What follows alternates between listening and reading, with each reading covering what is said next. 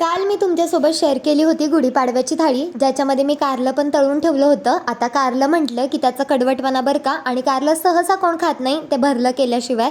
पण तुम्ही जर कधी कारलं असं करून पाहिलं नसेल तर असं नक्की एकदा करून पहा. कारल्याचा कडवटपणा तर अजिबात राहणार नाही. आता उन्हाळा चालू झाला आहे, त्याच्यामुळे कारली जी आहे ती खूप स्वस्त झाली आहेत. इथे मी वजनी 1 किलो कारलं आणलं होतं. उन्हाचा या कडकडीत वापर करून घेऊयात कारलं सुकवण्यासाठी. सगळ्यात आधी तर ती स्वच्छ धुवून घ्यायची आणि त्याला आहे ना बारीक चट्ट्या पाडून आपल्याला कापून घ्यायचं आहे. पण त्याआधी सुती कापडाने त्याच्यावरचं पूर्ण जे पाणी आहे ना ते काढून घ्यायचं, म्हणजे त्याच्यामध्ये मॉइश्चर नाही राहिलं पाहिजे. त्याला पाण्याचा हात लागणार नाही एवढी फक्त काळजी घ्या. म्हणजे एकदा धुतल्यानंतर आपण त्याला स्वच्छ पुसून घेईन, त्याच्यानंतर पाणी लागून देऊ नका.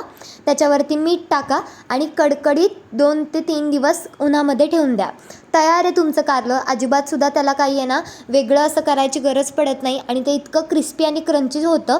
आता सुकल्यानंतर ते खूप बारीक होतं, पण तेलात आपण जसं त्याला टाकू ते फुलून जातं आणि एकदम क्रंची असं लागतं. जे कारलं खात नाहीत ते सुद्धा कारलं खायला लागतील. ही छोटी स्नॅक्सची रेसिपी तुम्ही कधी ट्राय करून बघताय ते मला कमेंट्स करून सांगा. आणि एका भरल्या ताटामध्ये तोंडी लावायला जर हे कारलं ठेवलं ना तर खूप उत्तम दिसेल. आजपुरतं इतकंच. भेटूयात नेक्स्ट व्हिडिओमध्ये.